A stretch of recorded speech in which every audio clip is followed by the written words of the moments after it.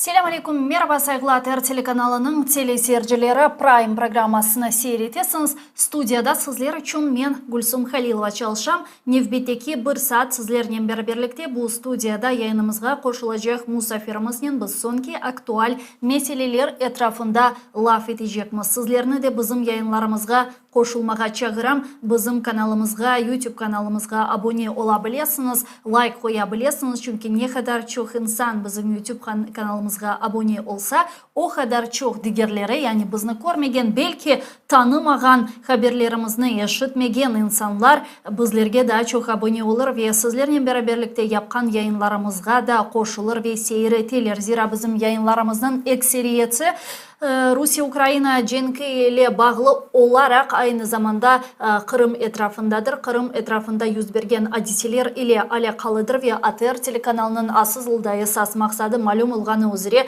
Қырым сесіні эшіттірмек Украинаға, дүнияға ве да esas бір мақсатлар сырасында бұл Қырым татар тіліні дегерлеріне эшіттірмек. Ве өз ара ана тілімізде лаф етерек, өз ана сияси ана тіліні де ғайрыдан тіклемек, сияси ана тілінде farklı yüz bergen geopolitik siyasi hadiselerinin analizlerini gerçekleştirmektir. Bu sebepten Erkun ATR telekanalının canlı yayınları çerçevesinde biz bu gibi programmalarını alıp baramız. Hem Kırım Tatar tilinde hem de şüphesiz ki Ukrayna tilinde yayınlarımız ola. Ukrayna tilinde koşulgan Ukrayna siyasetçiler, Ukrayna uzmanları, işte Ukrayna cemaat erbapları, faallerinin beraberlikte biz aktual meseleler etrafında laf edemiz ama aynı zamanda elbette ki Kırım Tatar tilinde yayınımızға koşulgan bilimeci sazaları, cemaat erbaplarımız, siyasetçilerimizle beraberlikte sonki meselelerini laf eterekende işgal etilgen Kırım'nın akıbeti ve hususan Kırım Tatar halkının akıbeti hakkında laf etemiz. Bu sebepten bizlerge destek etmenizge çağıram. ATR telekanalı malum olğanı gibi 2014 gününden yılından bu günge kadar farklı baskılara maruz kalmağa da devam ediyor. Hususan büyük cenk başlaganından sonra birçok problemlerle karşılaştı. Hem mali, hem manevi, hem de bina manasında işte bizim ayakta kalmamız manasında ama herhalde biz küçük bir takım kalsak da bugün kene de yayınlarımızga devam etemiz ve kene de çalışamız. ATR'nın sesini Ruslar susturamadı ve umut etemiz ki hiç kimse susturamaz ve ATR belki de bir müddet sonra bir vakitleri olğanı küçüne kavuşur ve gayrıdan bütün programmalarımız, bütün yayınlarımız gayrıdan tıklanır dostlar. Men ise bugün sizlerge bir haber vermege isteyim. Bu haberler sırasında elbette ki halkara arenada Ukrayna meselesi ile yapılgan muzakereler. Bu haberler hakkında tarif etkenimizden sonra yayınımızga musafirimiz koşulacak. Milli Meclis azamız Riza Gashevkiyev'nin koşulması planlaştırılmakta. Zira biz büyük bir müddet yayınlarda yok edik. Şimdi yavaş yavaş artık yayınlarımızı gayrıdan tıklayımız ve men birinciden çoktan yayınlarımızda көрмегенimiz Milli Meclis azalarımız başlamağa isteyim. Onların yayınlarga koşulması ve sonki vakitları, hususan sonki 1,5 ay, 2 ay çerçevesinde olup bitken bütün hadiseler etrafında fikirlerini eşitmege isteyim. Umut etem ki sizlerini de meraklandıradır bu fikirler. Zira bu herhalde halkımız tarafından seçilgen temsilciler, yani onlarga halk böyle bir mandat verdi ve bugün Milli Meclis olarak bu bizim yekene temsili organımız Kırım meselesini daima көтерген, daima bu meseleni böyle kun terkibinde tutkan organdır bu yekene bugün ve şüphesiz ki bu organ çerçevesinde çalışkan azalarımızın, Milli Meclis azalarının yüz bergen hadiselerle alakalı fikirleri nedir? Asıl da bu yönelişte hangi bir işler yapılabilir? Kırım Tatarlarının akıbeti ne olacak deyip bergen suallerimiz çok da aktual. Çünkü bugün bu demek vazifeni tayin etti millet ve millet karşısında bizim Milli Meclis azalarımızın da bazı mesuliyetleri mevcut. İşte biz de Kırım Tatar jurnalistleri olarak bu mesuliyetlerini hem hatırlatmak için varmız hem de sualler berip mesuliyetlerinin yerine getirilüvi nasıl kete bu geçişat asılda nasıl seviyede deyip sorayımız dostlar. Мен се хаберлер этрafında сіздерге шуларны аңлатмага истейм ки, бу күнлерде бүгін 27 март ве бүгін Авропа Бирлигинде бойле Украина хавсызлык саммиты өткөрүлө. Бу саммит черчевесинде бир чок Авропа лидерлери көрүштүлөр өз ара. Анда Украина президенти Владимир Зеленский де булуна, малум болгону üzere Туневин о Франкистандын президенти Эммануэль Макронен көрүшкөн эдилер ве улар бу хавсызлык саммитіне азырлық фаалиетлеріні алып барганлар сайгылы аркадашлар ки малум болгону üzere Эммануэль Макрон, яғни Франкистанның президенті Украинага да фазла дестекнин эм арби, эмде маневи, эмде дипломатик дестекнин yollanılacağını ilan etти ve aynı vaqtda Эммануэль Макронның дегенине көре Украинага Франк-Британ миссиясы келecek eкен, олар Украина ордусунун күчлендирилмеси үчүн фаалиеттер алып баражаклар. Яни бу Франкистан ве инглиз мутихассыслары или ибарет олган бойле bir мутихассыс такымы, олар мында Украинага кележеклер ве мында Украина ордусунун күчленмеси үчүн ярдымлар, насихатлар, тавсиелер бережеклер ве бу ордунун Украина ордусунун күчленмеси үчүн фаалиеттер алып баражакларына дайыр Эммануэль Макрон ачыклама yaptı. Мен хатırlatмага истейм ки bir муддет эвелси Макрон атта бу барыш миссиясы миротворцы деп айталар. Барыш миссиясы гайесini де сеслендирген эди ве атта bir вакытлары Франк ордусунун Украинага yollanılması mümkün böyle bir ihtimali olgаны акында биле айткан эди, ама соңра бу меселелер tamamen четке чекилди, böyle kenarga keçti ve şimdi herhalde böyle Ukraina ordusunun güçlenmesi için ortak böyle bir misiya yollanılacak eken bakacakmız. Hangi bir işlerinin ular uğraşacaklar ve bugün artık böyle Avrupa'da Xavfsızlık konferensiyası ötkörülüyor.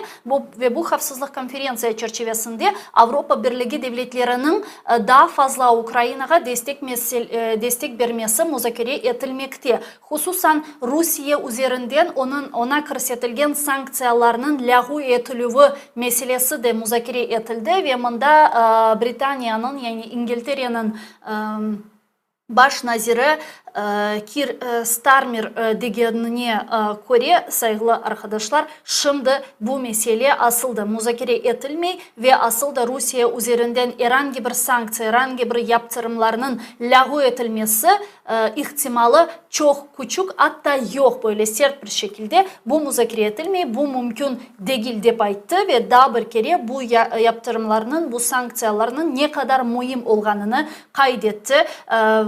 İngiltere'nin baş naziri sayılı arkadaşlar. Çünkü men hatırlatmaga isteyim ki bu 16 dane sanksiya paketi Rusya'ya karşı Ukrayna'ga cenk ilan etkeninden sebep көрсөтүлдү ve elbette ki mında Avrupa Birliği devletlerinin liderleri ve umumen garbi memleketler çok sert bu pozisiyada durmaları gerek. Bu yaptırımlar sadece ve sadece Rusya-Ukrayna topraklarından çekilgen sonra lagу etilebilir.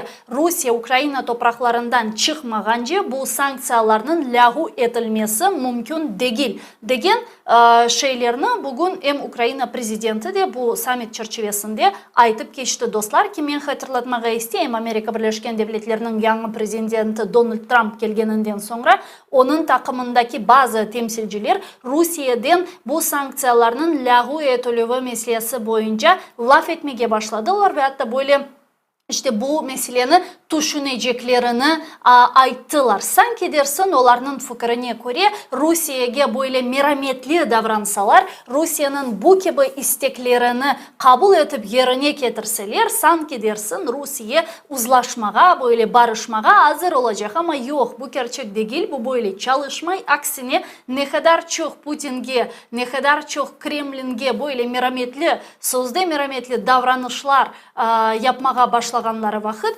Путин да фазла илхамлана, Кремль да фазла илхамлана деркен башка дигер мемлекеттерге, Украинаның башка дигер вилаятлеріне да фазла, да шиддетлі салдырылар yapmak için ilhamlana ve bunu sadece bir zayıflık olarak kabul etti. Misal olarak bugün Ukrayna prezidenti Vladimir Zelenskiy kene işte bu hafsızlık samitinde degenine göre, yani en azından alıngan istihbarat bilgilerine Koreya, Rusiya, Ukrayna'nın nevbetteki uç vilayetine saldırı yapmağa hazırlana eken, bu vilayetler sırasında Sumy, Kharkiv ve Zaporijye vilayetleri mevcut. Zaten Zaporijye vilayetini Rusiya özünün anayasasına Rusiyanın toprağı dep kirsetdi ve Zaporijye vilayetinin memuri sınırlarına çıkmak için hareket yapacak, davranacak, tamamıyla bu vilayetini işgal etmek için. Ama aynı zamanda Sumy ve Kharkiv vilayetleri de Büyük cenk başlaganından beri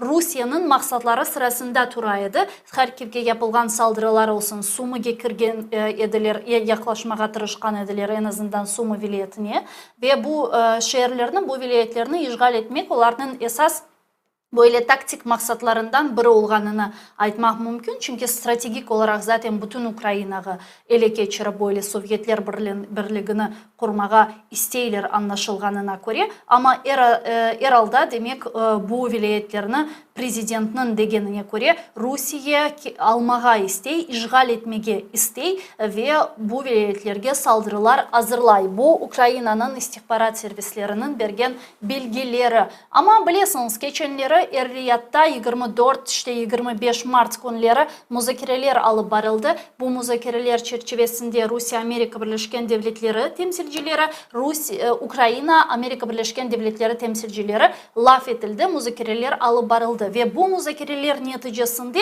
bazı kararlar meydana geldi ve kaydetmeye gerek ki bu kararlar sırasında ben sizge bazılarını seslendirmeye isteyeyim. Karadeniz'de hafsızlık cihetinden gemilerinin hareket etmesi ve anda ticari gemilerge saldırılarının toxtatılması ve asıl da bu saldırılarının olmaması, yani Karadeniz'de istikrar ve hafsızlığının omurga geçirilmesi gibi meselesinde anlaşmağa barıldı.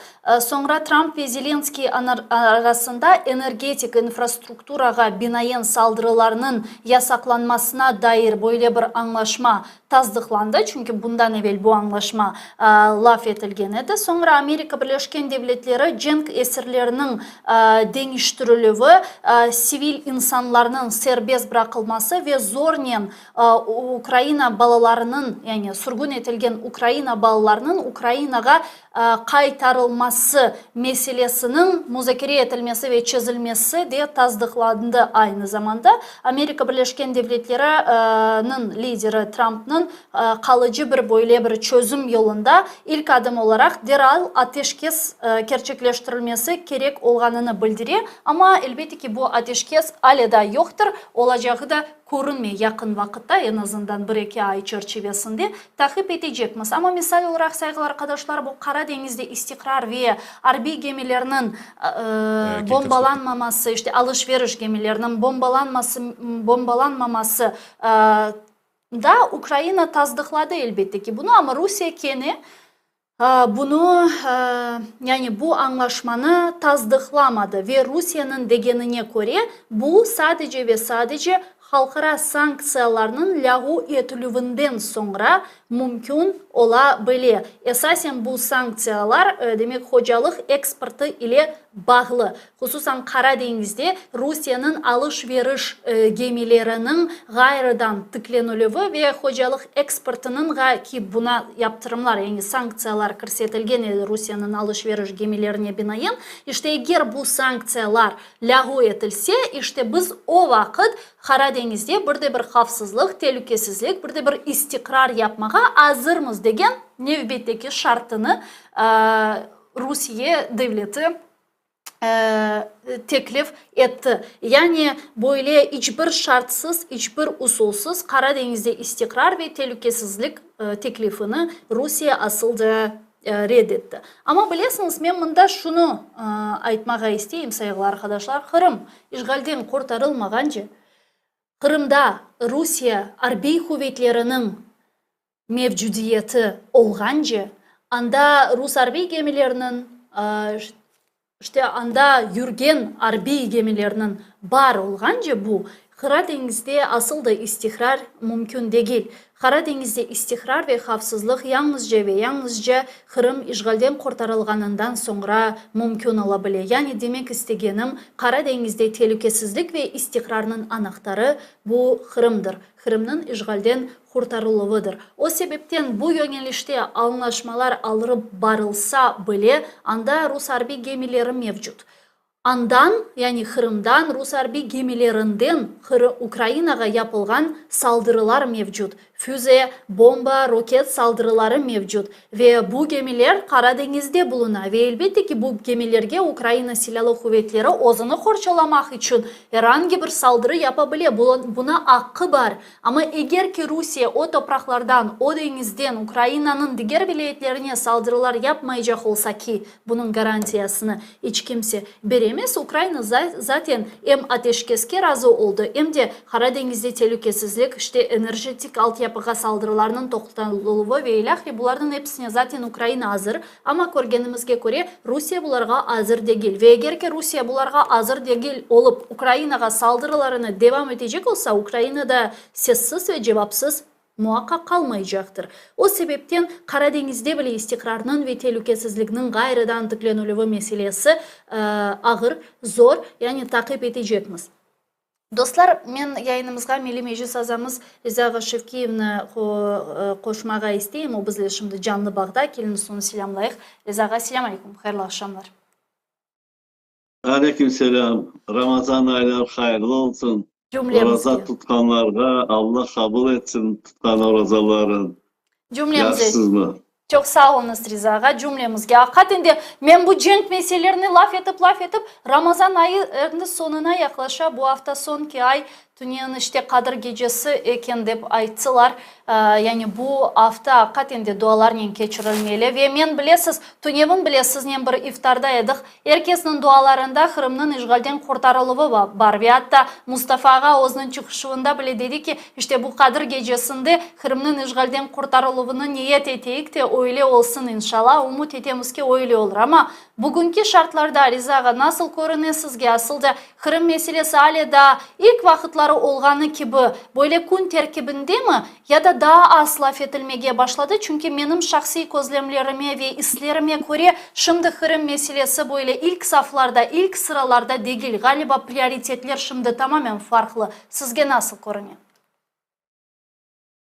Resmi Kunden bu politikanın bakanda çeşitli hükümetlerin çıkışların bazda bir rahatsızlanasın, bazda bir huvanasın. Bana bu son zamanlar Avrupa hükümetleri birleşmesi bir Orban'a Vengriya böyle karşılık yapanları ben beğendim. Onlar endi bir yollar hıdıralar Orbansız da bu yardımlarını çizmeye ve Ukrayna'ya para kuşu ve silah kuşu vermeye. Hem öyle hattı keskin turalar buna başka bir format hıdırgan gibi oldular. Sanki istegen hükümetler koşulması yapmaya isterler. 27 tane hükümet endi ona kol tuttular da galiba buna bugün Paris'te galiba toplaşıldı da 31 hükümet galiba olacaktır. İşlerin başlagandırlar. Ne için bu Avrupa Birleşmesi hükümetlerini atıyorum. Onlar keti lafları doğru lafa aylandılar. Çek Ukrayna'nın 91 sene sınırlarına çıkmak için Rusya mutlaka Ukrayna'dan ordularını çıkarmak gerek deyip keskin turalı. Eğer de evvelden az bir şey taya edilir Kırım degende Ama bu ara onlar çok keskin ona turalar. Bilesiniz mi ben o zaman düşünüyorum onlara Avrupa'ya ve bizlerge de çok büyük yürek verir Tayyip Erdoğan. O şimdi birkaç çıkışları yaptı ve Kırım Ukrayna'nın sınırları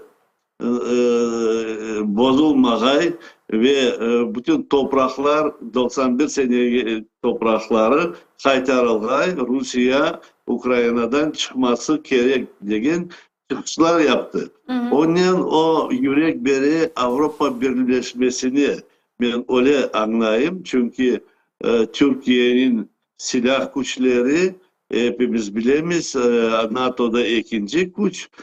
Avrupa içinde aslında birinci güç. Ve bugün Tayyip Erdoğan böyle hazırlığın bildirgen son bütün Avrupa hükümetleri hatem da bir şans gibi görürler ve Türkiye'nin beraber birleşmesini görürler. Ben aslında da sayar edim Türkiye tez Avrupa'ya koşulgay ve Ukrayna'dan beraber girgeyler Avrupa Birliği'ne de ve o zaman Avrupa Birleşmesi bir bağlaman bir güç olacaktır dünyada. Amerika bakmayı özünün silah çıkarma fabrika zavutları olacaktır. Özünün para güçlüğü olacaktır.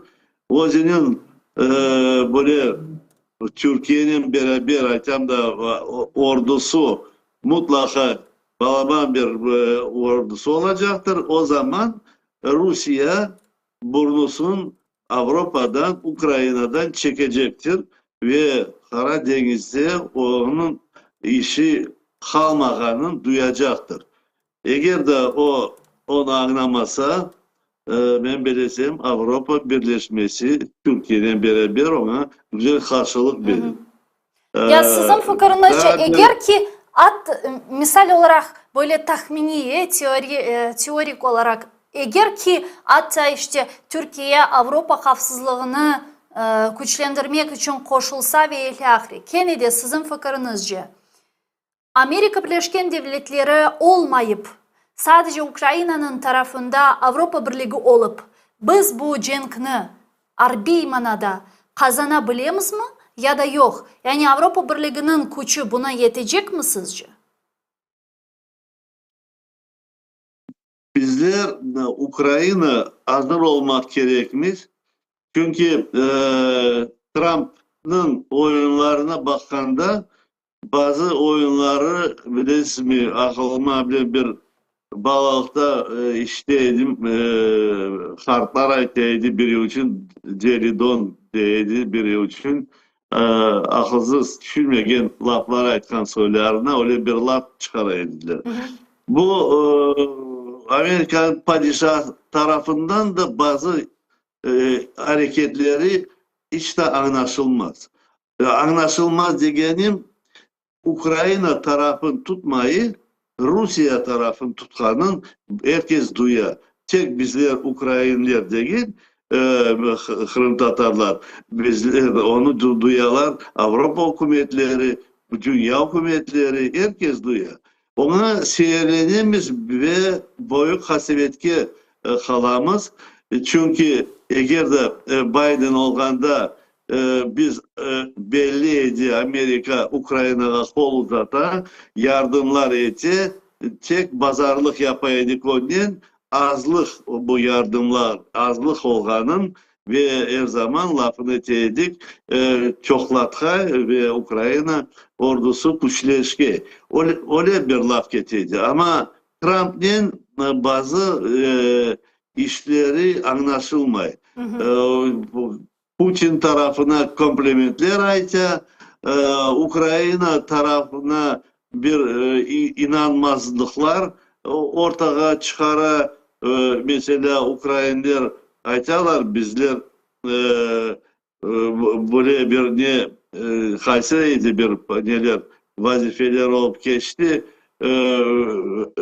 Ama Rusya taraftan informasyaya bakıp Trump onu kulağına ifade o bir anlaşılmadan ve haflı bizim için haflı meseleler. Onun için de Avrupa Birleşmesi ben bilesem buna Türkiye'de koşulacaktır. Hazır olmak gerekir eğer de Amerika yardım etmeyecek olsa, eğer de Avrupa hükümetlerini birleşmesini sanksiyalar koyacak olsa, öyle laflarda bazı analitiklerden çıkarlar. O zaman bu Avrupa Birleşmesi bir büyük güç olmak gerek ve ozu yardım edip Ukrayna'ya Rusya'nı yenmeye gerek. Hem o zaman ben bilesem çareleri olur, hem çareleri bayağı güçleniyor. Bu sefer bu zamanlar duyamız ne kadar bütçelerden bu hükümetler koşarlar bu Avrupa Birleşmiş ordusuna ve işansız kalmayımız. Bilirsiniz mi? İşans var. Onun için elbette Amerika'ya yana da müracaat ettiğimiz biz onu duyduk. Amerika Trump'ın tabiatında duyduk. Onun için Zelenski de onun tabiatına göre onun bir göz boyamakta da çıkar Ukrayna'ya yaramaya bakmaya ve aytkan isteklerini de beceriler. Ukrayna yok demedi. Ukrayna ayıttı biz bu savaşı toktatmaya hazırmız ve bu anlaşmalar yapmaya, cengi toktatmaya hazırmız dediler. O zaman da Rusya tarafı hazırlığın bildirgen gibi ama o zaman ardından ayça punkt A, punkt B bunu gerek bakmaya, onu gerek koşmaya tırışa bu anlaşmalardan çekilmeye. O kadarlık o zaman onu da Trump da duydu. Yani Rusya istemey sizin fikrinizce bu ateşkes sanki dersin cenkni toktatmağa ve aynen bunun için farklı böyle şartlar koya masağa daha da zorlaştıra vaziyetini bu cenkni bitirmemek için.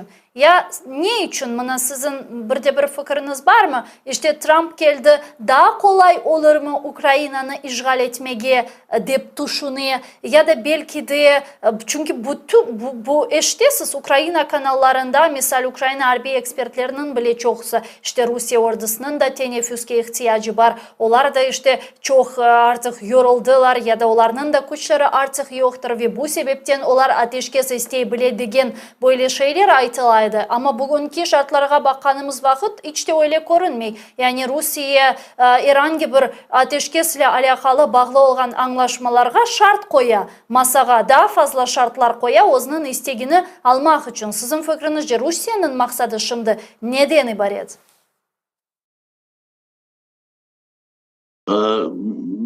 Belki sualinizi belki öyle bir anlam olmadı mı Gülsüm? Eğer yani ben şunu sorayım, Rusya şimdi ne istey? Rusya'nın maksadı nedir şimdi? Çünkü bir taraftan biz ateşkes isteyimiz dey, ama diğer taraftan ateşkes barış ile alakalı verilgen tekliflerini reddete ve növbetteki şartlar, условия, növbetteki şartlarını masağa koya. Maksadı nedir? Bunu sorayım. Rusiyanın maksadı herkesge belli. Onlar Ukrayna'nı yok etmeye isterler. Avrupa'ya yakınca kelgeler sınırlarını ve devamlı etkiler Avrupa içine de burnunu tıkmaya kırışacak. Onu da biz duyamız. Şimdi Amerika, Rusya, Çin hükümetleri o geopolitik oyunlar da ortada var. Düşünürler, Amerika'da düşünürler, ben bilesem, nasıl etip Rusya'nı kullanmaya Çin hükümetine karşı onlar güçlenmeye ama Rusya'nı böyle bir zincirga bağlap köpek gibi yanına tutkay böyle bir hareketler yapacak organ gibi duyar mesela. Gerek kendi Rusya'nı Çin tarafa çevirecek, gerek kendi belki de Türkiye tarafına çevirecek. Onun için onun için de o Trump Ukrayna'ya silah verip Rusya'nı yok etmeye bu stratejiyadan vazgeçti ve tırışa böyle toktatmak, Cenk'i toktatmak ve Putin'i bir zincirga koymak. Ben öyle düşünüyorum. Putin ozu. Şimdi onu ketketi bir duyuş var. O şimdi özünün çalışmaları, işleri, neleri özünün sonuna yakınlaşır. Aslında yani bir hareketler de uydurup olmay, eskilerin de bitirip olmay, ordusun da güçletip olmay, çok projeleri de yıkıldı. Mesela bu Areşnik projesi asla yıkıldı, unutulduğun gibi oldu. Putin'in özünün bilmiyorum sağlığına bakıp mı, yaşına bakıp mı o sonuna yakınlaşır. Şimdi o kadarlık tartmay o işlerini beceremay. Onu da duyadırlar Trump'a da bütün dünyaya da aytılardır. Onu duyarlar herkes. Belki böyle biter diye ona da umut edeceğiz. Buna Ramazan ayında mesela düşünelim bizim halkımız ne kadar binlerle dualar okup o dualarının her şeyini bütün istekleri bu Putin mesela Yeberge'de tez işgalcılar vatan kırından çıkaydı. Aslı halkımız özün vatanına rahat yaşamak için bayağı dualar ettiler. Bu dualar böylesem tesir eder ve Putin'in geleceği yakında belki özüne göre yaramay, bizge göre yaxşı olacaktır. Diye düşünüyorum. Ana böyle işte. Zelenskiy bile geçenlere gördünüz mü? Dedi ki zaten Putin çok yaşamayacak, vakti az kaldı dedi. Sizin fikrinizce bu böyle sadece aytılgan bir cümle mi ya da hakikaten de böyle artık bizim istihbarat malumatlarımız var. Putin belki de ağır hasta da olabilir ki çok aytılgan idi bu mesele etrafında. Bilirsin mi Gülsüm, bu laflar çok aytılaydı değil mi? Mesela tam anda Profesör Solovey onu Kaladin'ke de yatkanını aytıydı. Çok laf getirdi. Ama da padişah, hükümetin prezidenti böyle laflar aytkan son o bilirsin mi bizler bazı lafları kaçırmak mümkünmüş. Terenden düşünmeyi mesela. Prezident o laflarını kaçırmaya hakkı yok. Onun bir şeyden bir yerden informasiya alıp onun için de aytkandır. Ben de bu informasyonu işitip ona kuvanıp özümün lafıma koştum. Çünkü yana bir işaretler var. gelişmeler olacaktır.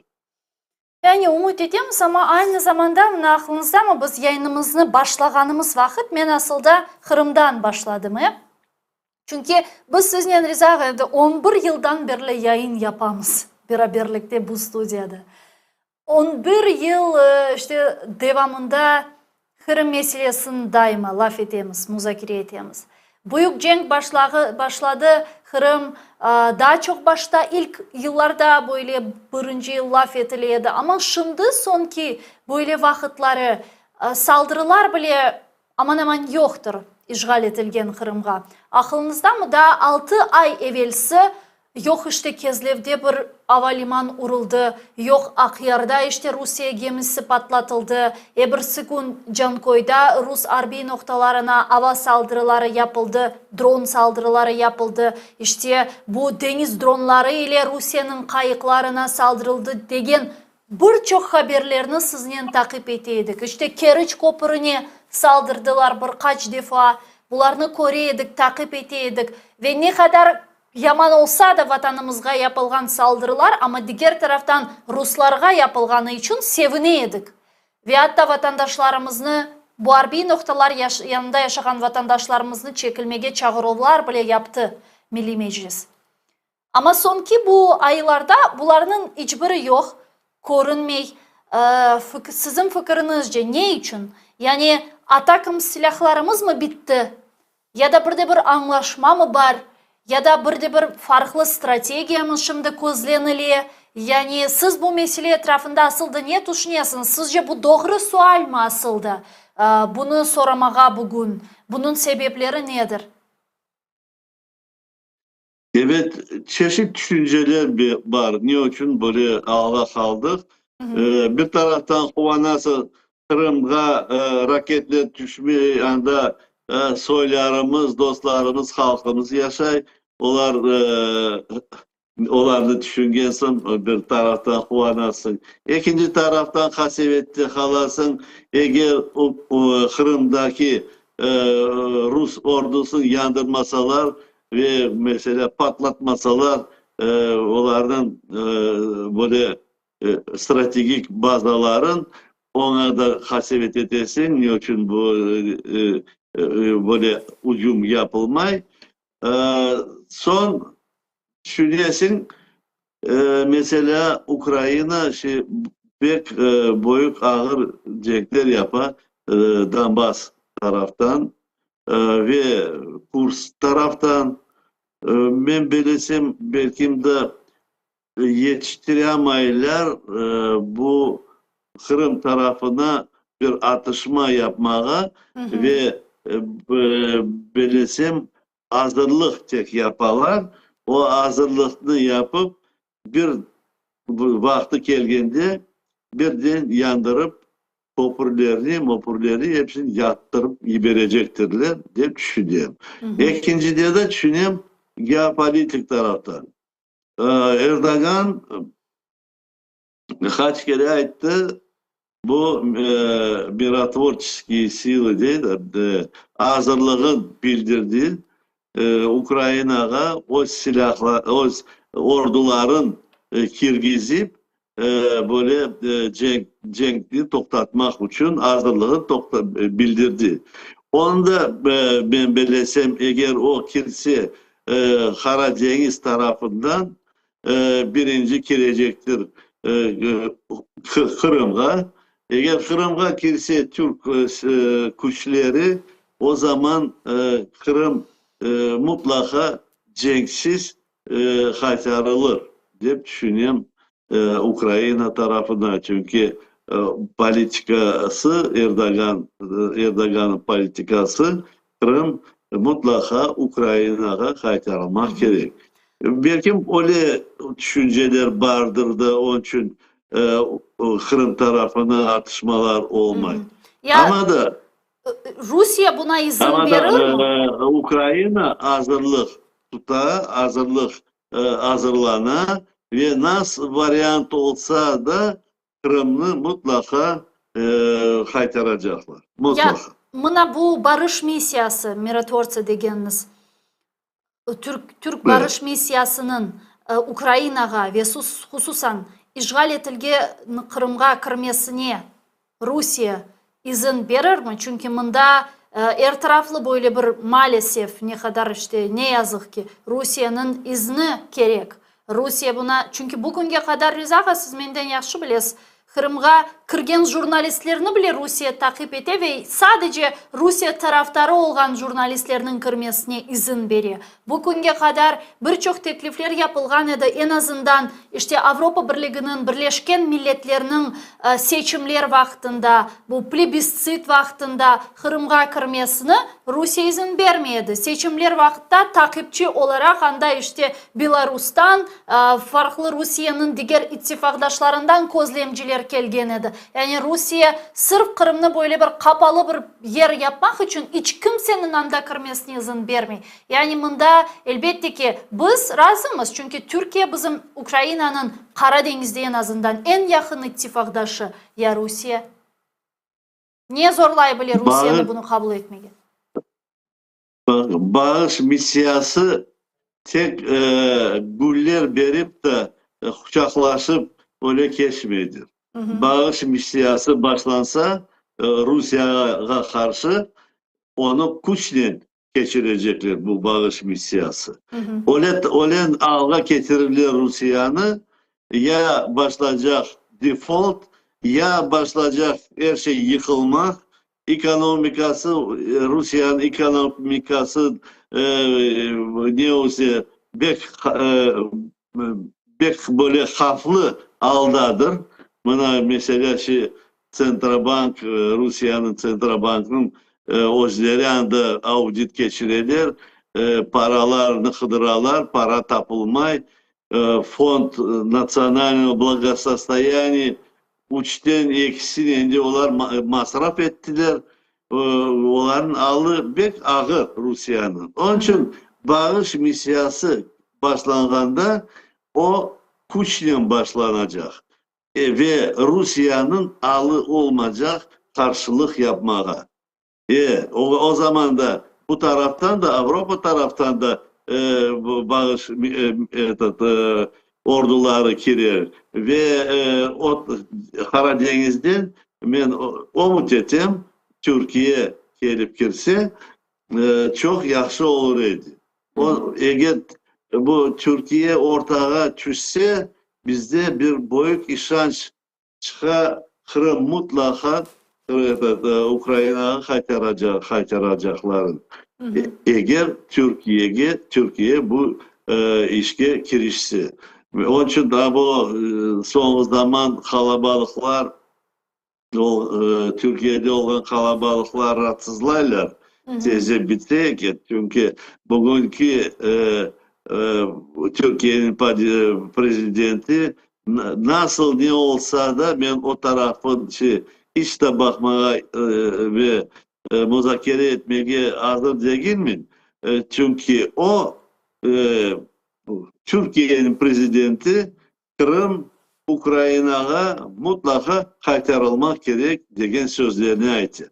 Onun için o Erdoğan'a ben belesem bizler kol tutamız, mınaşı duyamız. Bütün Avrupa'na kol tuta, ana bakayık Amerika'da bir kol tutsa böyle bir on misyası da Kırım içine Ukrayna'ya bu bağış misyasına koşulmak mümkün. Ama Trump tamamen Rusya taraftarı oldu Rizaga. Koresiniz de bugün yapkan bütün açıklamalarını. Hatta ne meraklı Türkiye Ukrayna'nın teritorial bütünlüğü meselesi boyunca daha istikrarlı, daha sistematik bir siyaset izliyordu. Yani bugüne kadar bu mesele etrafında pozisyonları hiçbir vakit denişmedi ve daima bunu seslendirdiler. Ama Trump iktidara gelgenden sonra teritorial bütünlükmüş, demokratiyaymış, topraklarmış ve ilahri bunlarla alakalı saçma sapan açıklamalar yaptı. Ve hatta Rubio işte bazı vakitleri toprak boyunca kompromis vermek gerek olacak Ukrayna dedi. Ve bunda insanın aklına kompromis degende ne geliyor? Kırım, işte Donetsk, Lugansk Херсон ve Zaporojye vilayetleri. Çünkü aynen bu vilayetlerini Rusya özünün toprakları dep ilan etti. Ve menin fikrimce Rusya için Kırım her şeyden daha mühim. Hatta işgal etkeni Donbas vilayetinden bile daha mühim stratejik olarak. Yani sizce Kennedy, Amerika ve Trump şimdi Ukrayna tarafına bütün bu yapkan açıklamalarından sonra çekilir mi, destek eder mi? Bilesiniz, Trump'ın yapkan işleri o yarısı biznesmen, yarısı olup olmayan politik. Вот. Yarım Onun politik. biznesmen yarı politikte olmadı aslında. Bu yarı biznesmeniydi. O da bek böyle koterilmedi biznesine. Onu da bir duyamaz. Ama da böyle yarıga yarı. O bütün işin çünkü Amerika'nın bugün de baksan kaç trilyon borcu var. Borçları var Amerika. Hükümet borcu.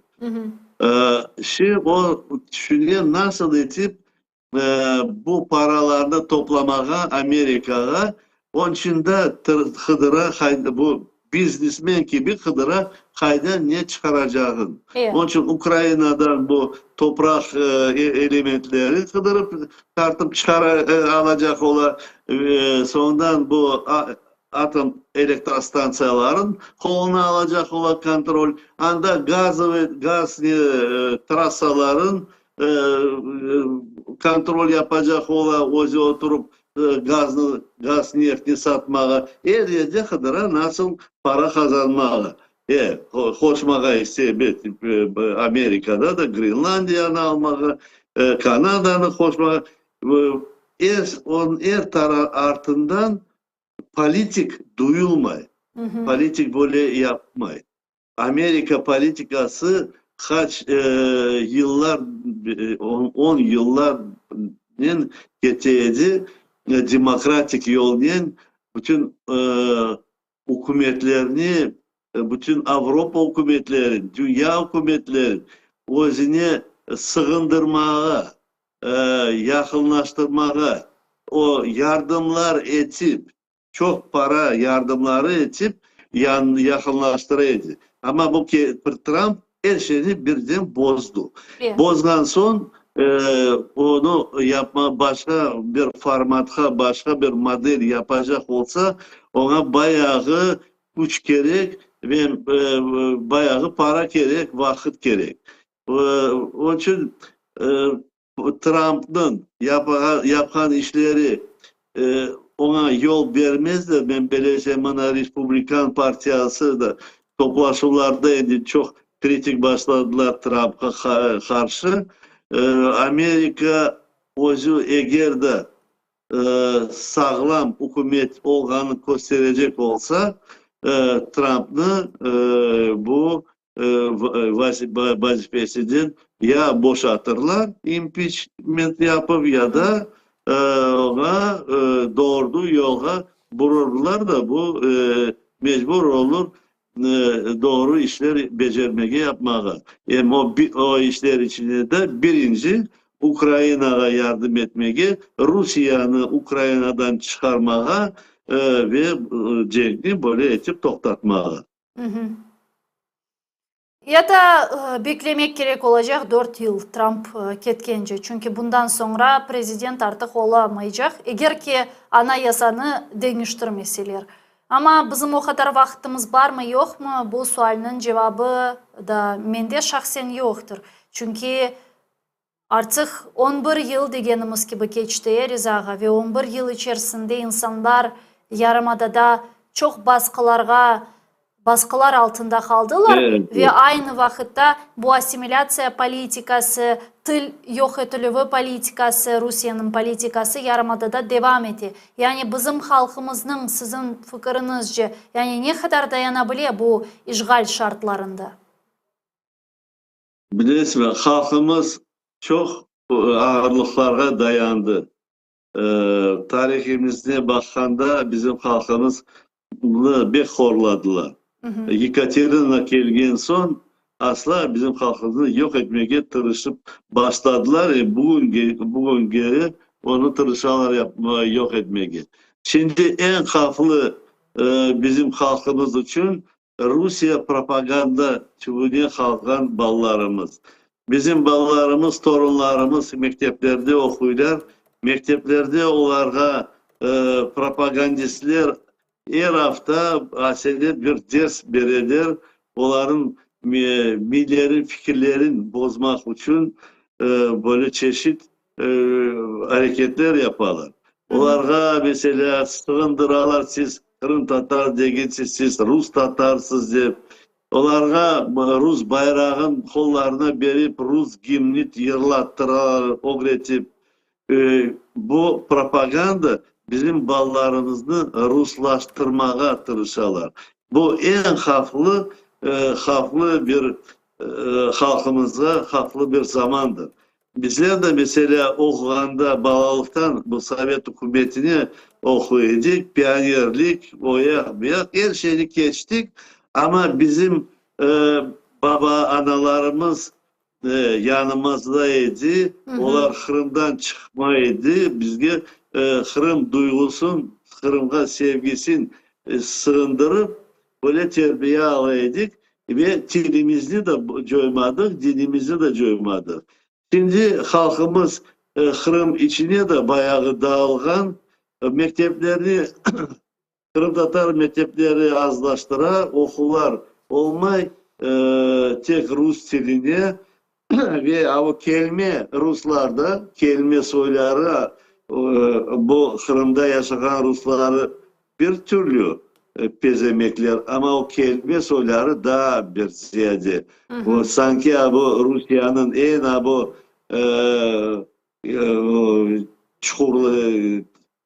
çukurlarından çıkarılan bombslar gelip sasık herifler, sasık abaylar, içkiciler, onlar bizim ballarımıza ders verip bizim ballarımızı öğretip nege al baracaktırlar.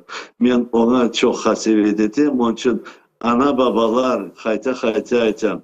Mukat olunuz, ballarınızı ana tilge öğretiniz. Her gün bir laf, papa, mama demesinler, ana baba desinler. Çoğuta demesinler, Alapça teyze desinler. Öğretin. Hepsi sözlerini onlar birden öğrenip olmazlar. Ama bazı bir sözlerini mesela anam bana yağlı ekmek ver desin, ana tilde konuşsun. Öyle böyle ballara terbiye vermek gerek de her zaman айтmak gerek. Bizim halkımız Rusya tarafından yok edilir. Onun için onların propagandasına çok dinlemek. Vakti gelir Kırım yana Ukrayna'ya kaytar ve halkımız birleşip bir güzel günler görür.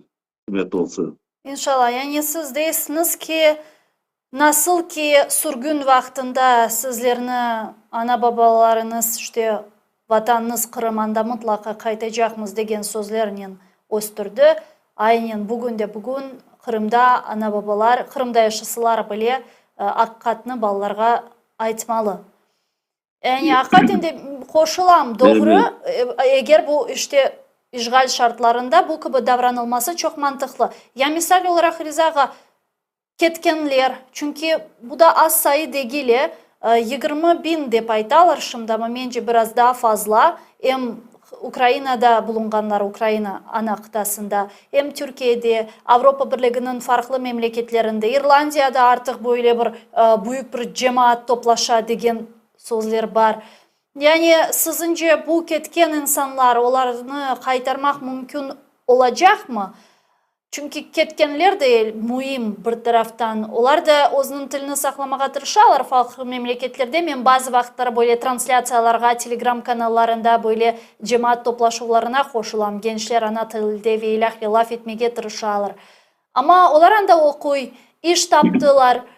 Birisi evlendi, birisi kaldı, kiraga evge çıktı ve ilahli onlar ömürlerini kuralar. Onlarını Kırım'a kaytarmak nasıl mümkün olacak? Bilirsin aşağı akılıma geldi. Nasıl etip halkımız 90 seneleri kayıtıp başladı. Nasıl? Onlarga kimse agitatsiya yapmadı. Tek yol açılgan son halkımız her şeyin kim sattı evin, kim satıp olmadı. Kim paralı, kim parasız herkes başladılar gelmeye toprak içinde böyle brimyankalar kurup yerleşmeye. Şimdi de eğer de Kırım'a işgalcılar da Kırım'dan çıkarılsa halkımız başlayacaklar bütün Ukrayna taraftan kayıtmaya Kırım'a ve Avrupa taraftan herkes başlarlar kayıtmaya. Evet, bazı yaşlar okugan institutlarga da girip okugan yaşlar onlara men asla böyle teklif verelim, açık sabır etkiler. Bu Avrupa üniversitelerini bitirip son vatana kayıtlar bilgi alıp onlar bizge mutlaka gerek olacak özümüzün avtonom respublikamızı kurmak için. Ama kalganları herkes buyursunlar vatana büyük işler olacak, değişmeler olacak, kuruculuk olacak ve birincide bu kelgin çöplüklerini, küreklerinin yüklep nege legenlerge yığılacakmış Rusya tarafı asla. İş bek çok olacak. Ben bilesem bu 90 seneleri gibi halkımız su gibi kayıtıp gelir vatanına. Evet birkaç bin cemaat kalır anda. Ama o da bir taraftan da Uzbekistan'da da bizim halkımız var. Yani onlarga da tırışırık böyle agitatsiya yapıp anlatmağa, onlar da koçup gelsinler tezce bizge. Onun için halkımızı toplayıp, çoklaşıp böyle yaşamak gerekimiz. Bizim son kayıtkan son deviz 4 bizi kurtarır değil, belki 6 demek gerek. Çok balalı korantalarga yardımlar etip böyle halkımız ayakta durup devamı olacak. Eğer onu becermesek halkımız gayip olmak mümkün. Halkımız tilin joymak mümkün, dinin joymak mümkün. Ama herkese her şeye tırışmak gerekmez. Ana babadan başlay koranta ve onlardan ardından ballar öğrenip ardından milletçiliğin yaşayış boyu al baracaklar. Böyle işte. Umut etemiz ki aynen öyle olur. Büyükten büyük teşekkürler. Çok sağ olunuz Rizaga. Yayınımızga koşulup suallerimizge cevap vergeniz için. Umut etem ki nevbetteki programmalarımızda da konuşacakmız. Biz endi çok şükürler olsun studiyalarımızda gayradan tıkladık yapılgan saldırılardan sonra. Sizge de teşekkürler. Hayırlı iftarlar. Sağ olunuz.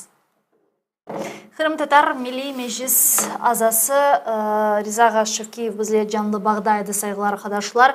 Men ise sizlerinin yekunlemek bu programını sağlıklaşmak ve bu programını yekunlemek mecburiyetindeyim. Erkun elimizden gelgence saat 17'den 18'gece Kiev vakti boyunca, Kırım vakti boyunca 18'den 19'gaca bu gibi yayınlarımızı alıp baramız ve yayınımızga farklı musafirler koşula. Onlarla sonki aktual meseleler etrafında müzakerelerimizni alıp baramız. Elbette ki bunların ekseriyeti işgal etilgen Kırım ve Kırım'da Kırım Tatar halkının akıbeti ve geleceğiyle bağlıdır. Ve bunda ben misal olarak şu sözlerge koşulam ve hatta bu bir vakitları bizim marifçilerimiz tarafından da umurga geçirilgen böyle bir iş edi.